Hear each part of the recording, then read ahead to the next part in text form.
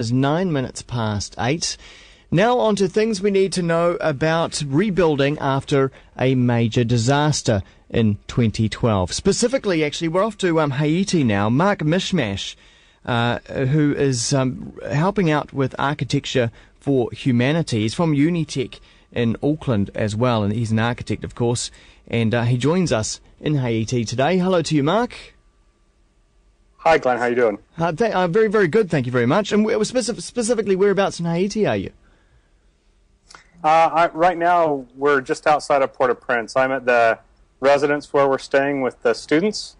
It's a place called Pellerin, and it's just in the mountains outside of the city of Port-au-Prince. Okay. Tell us about architecture for humanity, and as you just mentioned, students as well. So you've dragged a whole lot of students from Unitec over there. Yeah, so basically Architecture for Humanity is an organization that's been around, I think they're going on 10 or 12 years now. Did we lose it, Glenn? No, we're still there. Go ahead. Okay. I thought it disconnected. They basically started as kind of a chance to give architecture design work to people that normally couldn't afford it. Now, most architecture is kind of paid for by about 3% of the world's population, which leaves a very large percentage of the world's population that doesn't have kind of professional architectural services. And that's basically what they do, is they go around the world to people that need good design, and they provide it for them. And of course, as we know, in Haiti, a massive earthquake there and a massive disaster and a huge loss of life from buildings that fell down. So in your observation of what the situation is there, what were the buildings actually like?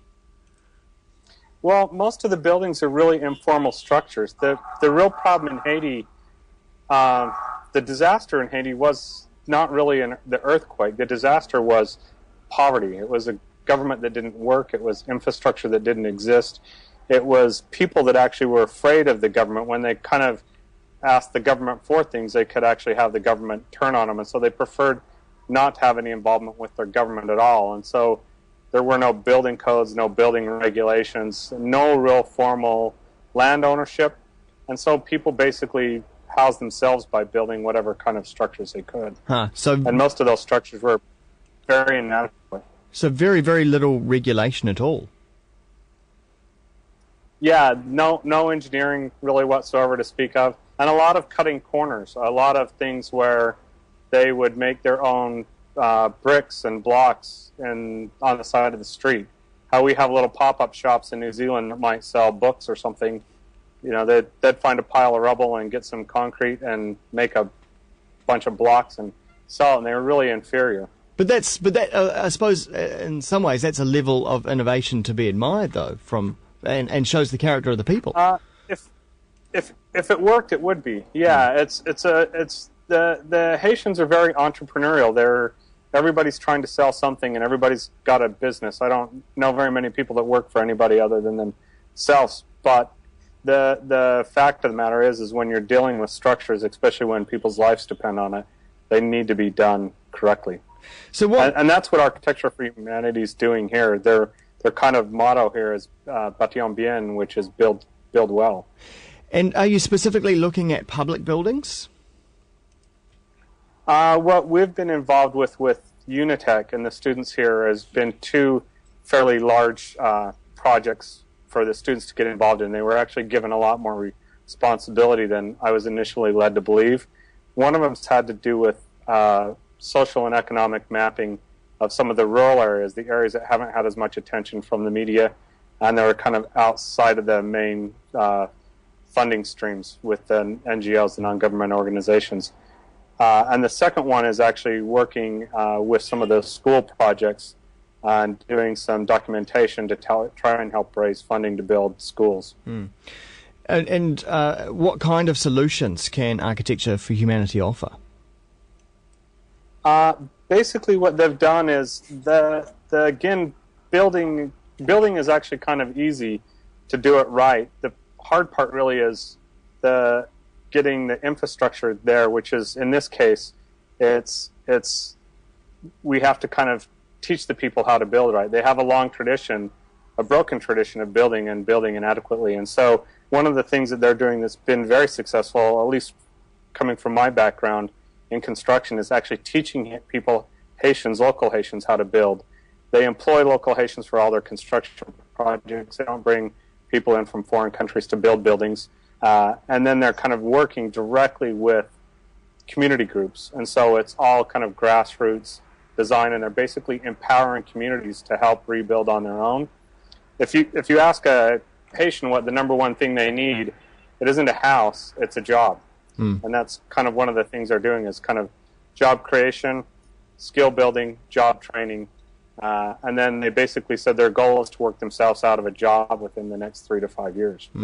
We're talking with Mark Mishmash from Architecture for Humanity and Unitech. He's currently in Haiti at the moment. I guess one of the challenges, Mark, perhaps would be building materials themselves. Do you have to work with what is available in the country?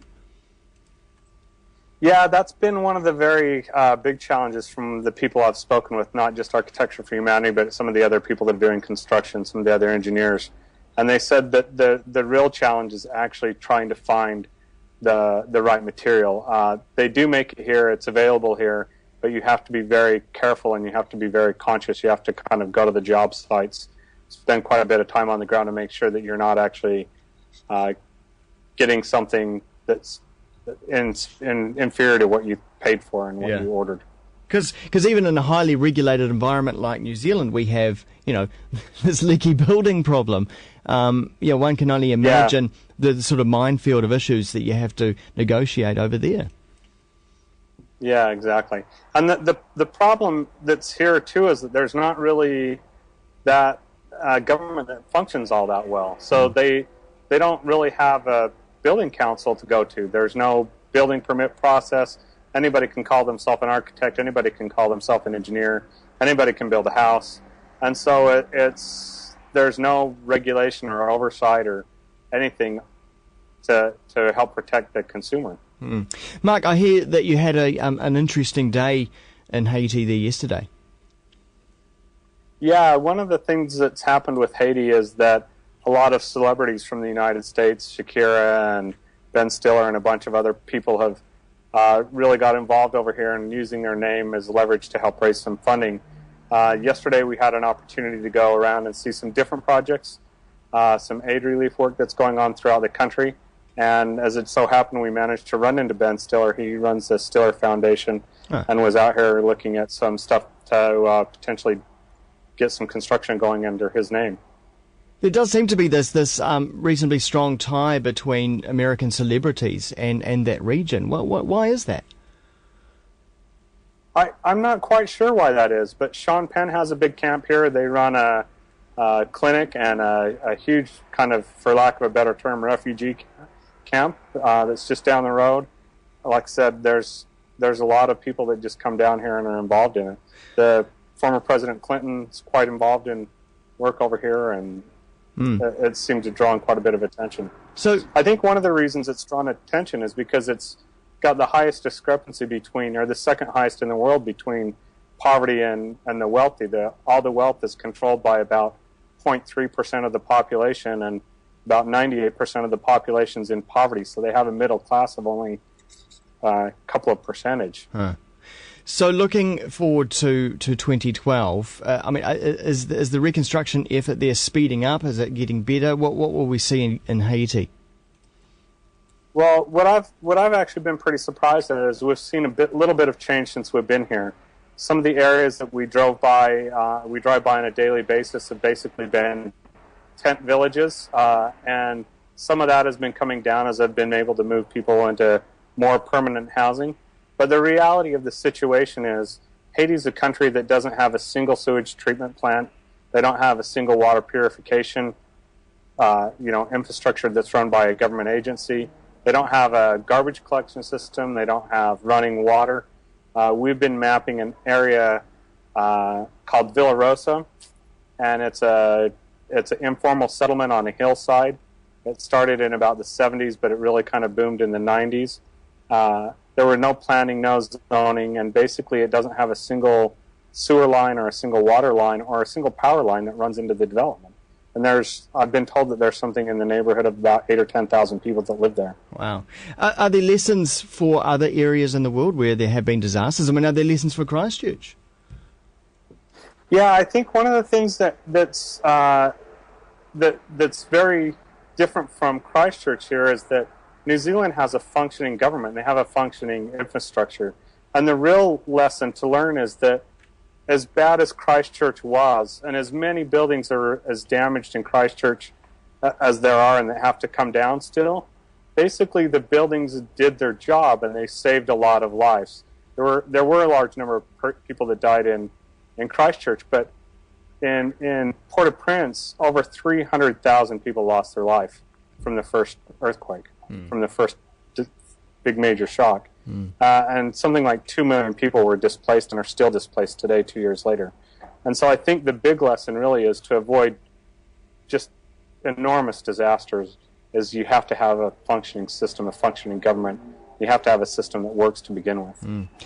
Well, Mark, all the best to you and the students and the great work that you're doing over there.